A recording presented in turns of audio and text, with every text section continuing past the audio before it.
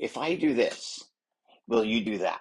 The one thing that can help your sales and your sales timelines get so short is this one strategy.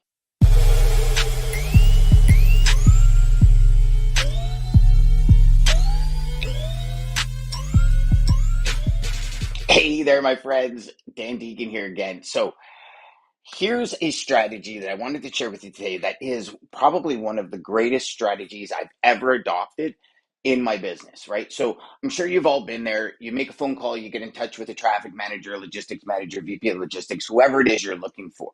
You have a great conversation. You establish the fact that you're maybe going to get some numbers, you're going to get some things out there for them, you're going to get them some information. You get them the information. Then you go to follow up. Nothing. You go to follow up again, crickets. You go to follow up again, more crickets. You go to follow up again, more crickets. And all of a sudden you start thinking to yourself, did I do something? Did I say something wrong? Was there something that maybe I missed? That I pissed them off in some way? And then you start reviewing your conversation. All the while, nothing's really going on. And it's because you didn't establish the next point of contact. All right, I'm sure at this point, we can all agree on one thing.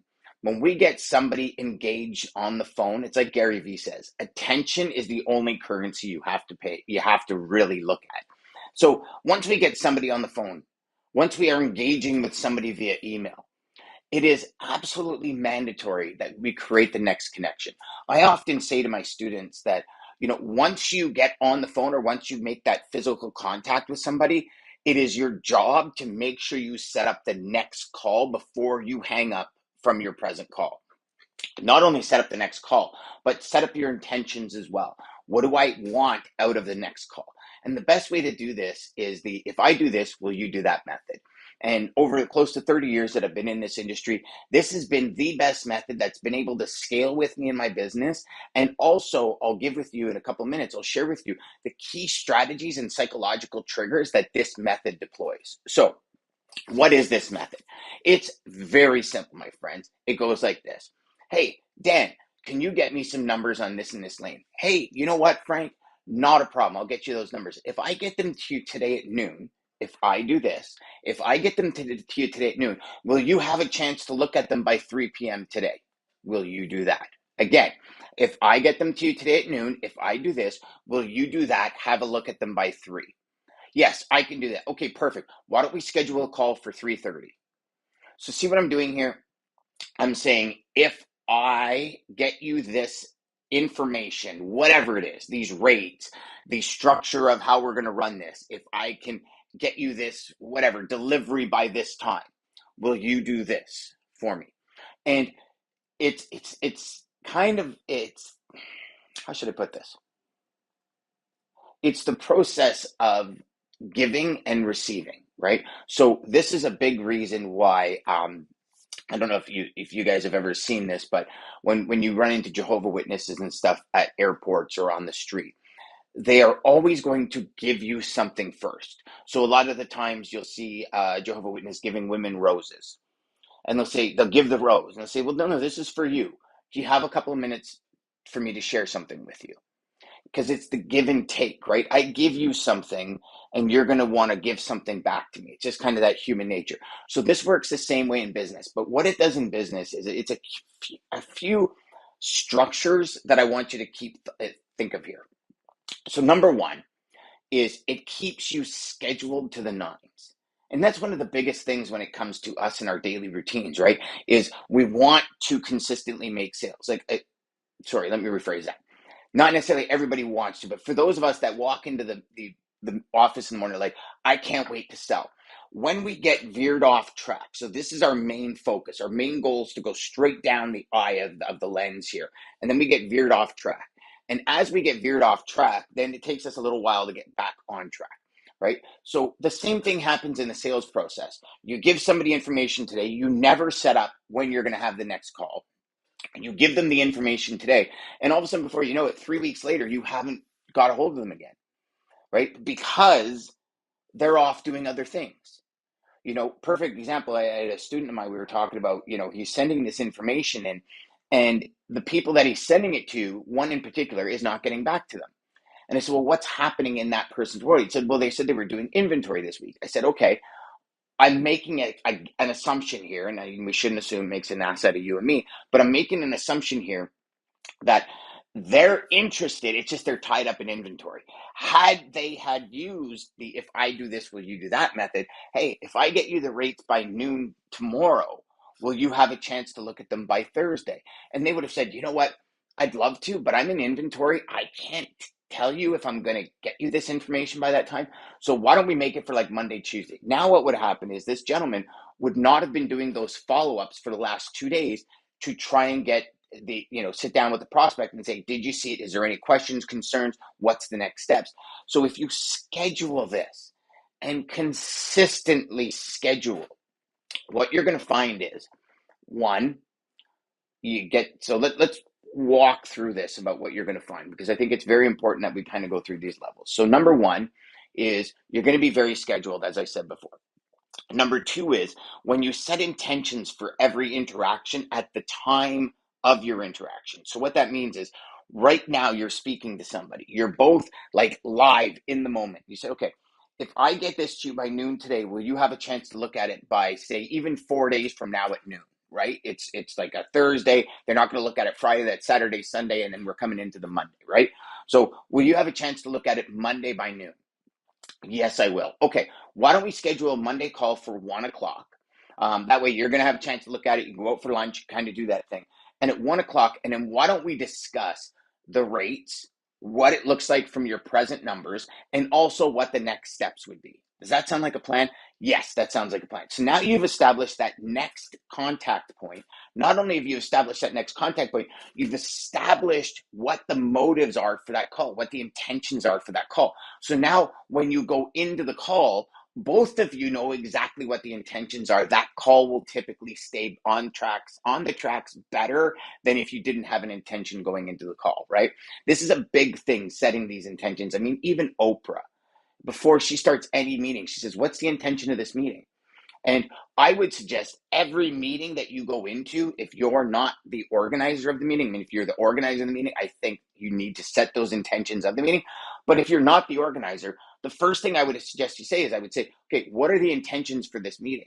Because setting those intentions sets your mindset, it sets your framing to have the conversations you're having. So with that being said, breathe, Dan. You go and you set the intentions for the next call. Now, here's a little ninja trick that you do when you're doing the if I do that, this, will you do that method. When you get the stuff ready for that noon time, you send that information in the calendar invite for Monday. So you don't just send an email, then a calendar invite. It's all in one thing. So you send your rates or your information or your proposal or your strategy or whatever in that meeting invite. And so as soon as that meeting invite is accepted, you know they got your information. So let's go beyond the software that tells you when emails are open, because here's the thing about some of that software. Now, I do agree that that software is very useful for certain things, but to use that as a definitive, they read my email is wrong. And the reason I say that is if I'm in my email system, as I'm sure you are, and say I see your email and it's black, right? And I know that's my information. And I'm like, okay, I'm going to leave that unread because I want to make sure I get back to it in an hour. I don't have time right now. I don't want to open it so it gets lost. So what I do is I go below it and I hit delete. Normally what happens is it'll jump up to your email. Now when I click off it, it'll look like I opened it, but I haven't actually read it. So just pay attention to that when you're looking at some of these things like yesware and stuff. Like if you have software that actually says the person clicked the link to your information or opened the document, a different story. Then you can pretty much say they read the email. But just that they opened it doesn't necessarily mean they've consumed the information in it, okay? So two different things. So you get that email out to your prospect for that call. Now you have that call, okay? Now, twofold here. This will literally stop you being ghosted probably 99.9% of the time. I'm not going to say that I've never had anyone not show up to meetings, but I will say this. Out of 100, 99.9, so out of 100 that don't show up, not 100 people, but 100 that don't show up, 99.9 will always reschedule with a calendar. See, there's something psychologically inside of us as humans when, especially in business, when we have something in our calendar and we need to move it. There's always going to be a communication aspect of that, even if it's just decline and set a new date and time for the meeting. Like, I suggest this date. That's a communication piece. So as we go through this, those communication pieces are given to us. If we just say to somebody, I'm going to call you back at 1, there's no communication. They've probably forgotten. I'll tell you right now, I still to this day have texts from friends saying, hey, we need to catch up. I'm like, yeah, let's do it. I haven't heard from you in ages and I really want to catch up tomorrow at noon. If I don't put it in my calendar, I never call them because I just keep going with my day with what's in my calendar. It's like that is so essential. So we live by these things. And so does your traffic manager. So does the people you work with, because they have meetings, they have things they need to do. They have certain times of the day that they schedule for like paperwork and all this. So everyone follows this quote unquote scheduling process. So when we do that, and when we put the information inside the scheduled meeting, when they open that ICS file and they accept the meeting, they have the document. So now we can almost use that as a read receipt on steroids, if you will, knowing they got the information. So we get to this meeting. So now it's Monday. We get to this meeting. Everyone shows up. At the end of this meeting, you discuss next steps. What do? Exactly. You do the same thing we just did. If I do this, will you do that? Okay. So the way I understand this, what we agreed to at the end of this meeting, Mr. and Mrs. Prospect, if I do all of this and get this information back to you, or put this proposal together, or, schedule a meeting and do an assessment of the building and get you the assessment back at this time. So whatever it is, I get it back at you this time. Will you have time to look at it, review it, and process it through this at this time? Yes, I will. Okay. What is the next steps for you? So we do this, we get this done. What is it that the next intention that you want for the next meeting? And again, this is a conversation with your prospect, believe it or not. And they say, well, I'd like to see this, this, and this in our next meeting. Now you write those intentions in, and if you're using Bridger, those intentions are actually pre-built in, so you'll see them in your meeting notes. Otherwise, maybe in the additional comments or something where only you see, you set your intentions up so you understand what it is. It might be a little bit more. Maybe you set it up in notes and paper and you go to kind of like 2 other systems, whatever the case may be, a reminder for yourself. But you set it up about what's your intentions for that meeting, so you're staying on track. And it just keeps going in that method. So as soon as you make contact, make sure, please, for yourself, for your own peace of mind, always have that next contact point. And just remember, when it comes to things like meetings, I'm sure you do it. I do it every week. I'll book a meeting 3 weeks from now, and in 3 weeks, that meeting might not be absolutely necessary that day, right? So if I'm looking at a new API or a new partner for our software program, for example, I might say, you know what, yeah, that's really cool. I got kind of 2 projects on the go. Let's schedule a meeting 3 Wednesdays from now, whatever month it is, mid-December. By mid-December, we might have had some kind of coding issue in the back end. We might have had a connection issue, might have had some challenges. So that meeting to add more to my development team's plate might not be on the right call at this time. So I'll push that meeting till January. It doesn't mean I'm not interested in it. It just means right now it's not a priority. I've got a few things I got to correct. So if we have that, we have to put ourselves in the mindset of a traffic manager, right? They might have people not showing up. They might have just had their number 1 person quit. Like, things are going to happen where getting a new person into the mix, because the traffic manager no longer has to worry about what products are going out the door because their main manager was doing it, or their floor manager was doing it. Their floor manager quit. Now they have to do it.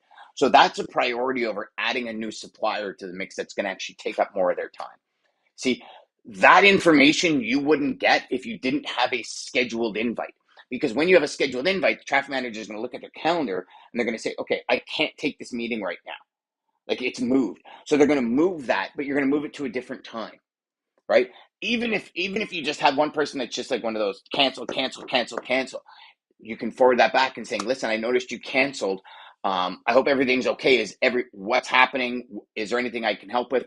When do you want to have it again? And then that information can come back. You know what, Dan? Really sorry. Da, da, da. Because here's the thing.